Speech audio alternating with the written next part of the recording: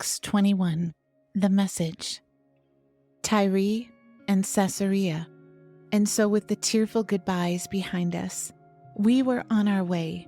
We made a straight run to Kos, the next day reached Rhodes, and then Patara. There we found a ship going direct to Phoenicia, got on board and set sail. Cyprus came into view on our left, but was soon out of sight as we kept on course for Syria and eventually docked in the port of Tyre. When the cargo was being unloaded, we looked up the local disciples and stayed with them 7 days. Their message to Paul, from insight given by the Spirit, was, "Don't go to Jerusalem." When our time was up, they escorted us out of the city to the docks. Everyone came along, men, women, children. They made a farewell party of the occasion. We all kneeled together on the beach and prayed. Then, after another round of saying goodbye, we climbed on board the ship while they drifted back to their homes. A short run from Tyre to Ptolemais completed the voyage. We greeted our Christian friends there and stayed with them a day. In the morning, we went on to Caesarea and stayed with Philip the evangelist, one of the 7. Philip had 4 virgin daughters who prophesied. After several days of visiting, a prophet from Judea by the name of Agabus came down to see us.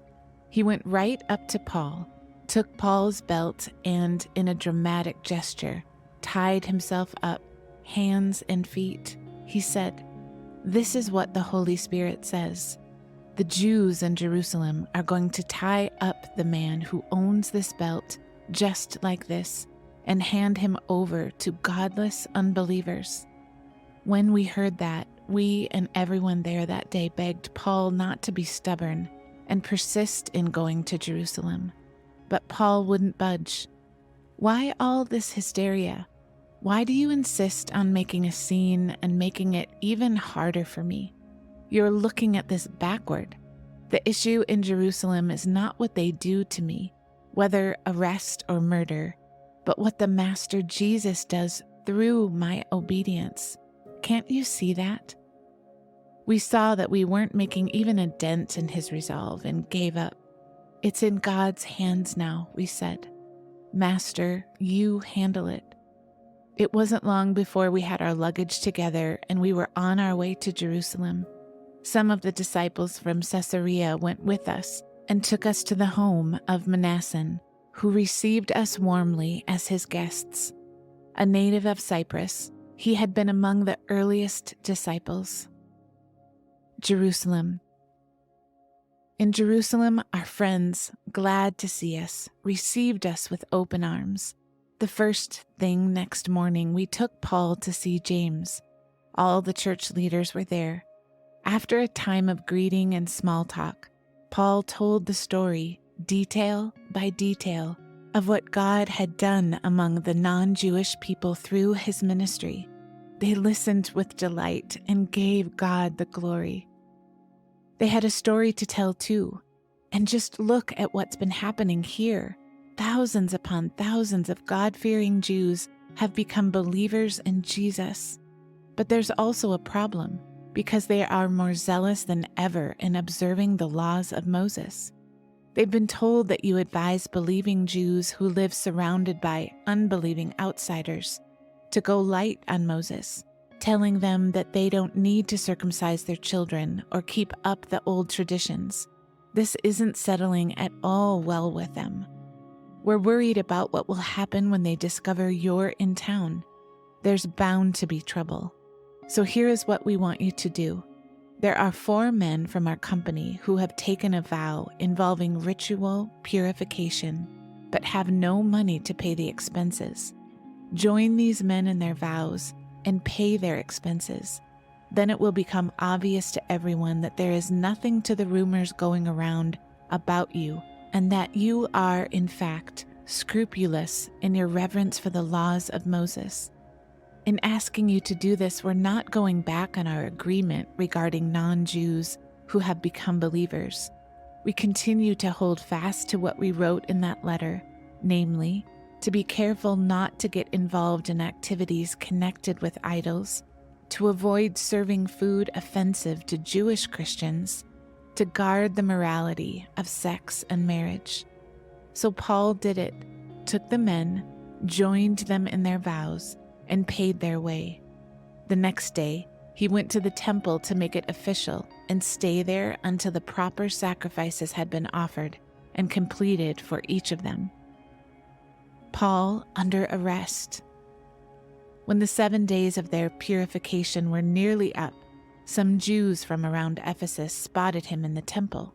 At once they turned the place upside down. They grabbed Paul and started yelling at the top of their lungs, "Help, you Israelites, help! This is the man who is going all over the world telling lies against us and our religion and this place. He's even brought Greeks in here and defiled this holy place." What had happened was that they had seen Paul and Trophimus, the Ephesian Greek, walking together in the city, and had just assumed that he had also taken him to the temple and shown him around.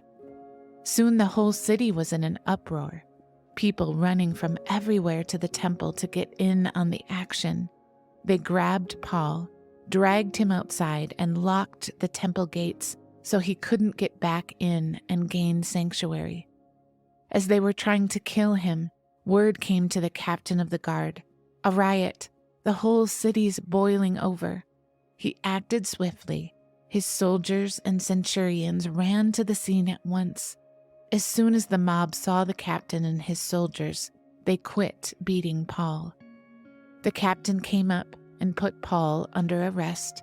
He first ordered him handcuffed and then asked who he was and what he had done. All he got from the crowd were shouts, one yelling this, another that. It was impossible to tell one word from another in the mob hysteria. So the captain ordered Paul taken to the military barracks. But when they got to the temple steps, the mob became so violent that the soldiers had to carry Paul. As they carried him away, the crowd followed, shouting, "Kill him! Kill him!" When they got to the barracks and were about to go in, Paul said to the captain, "Can I say something to you?" He answered, "Oh, I didn't know you spoke Greek. I thought you were the Egyptian who not long ago started a riot here and then hid out in the desert with his 4,000 thugs." Paul said, "No, I am a Jew born in Tarshish, and I'm a citizen still of that influential city. I have a simple request. Let me speak to the crowd." Paul tells his story. Standing on the barracks steps, Paul turned and held his arms up. A hush fell over the crowd as Paul began to speak. He spoke in Hebrew.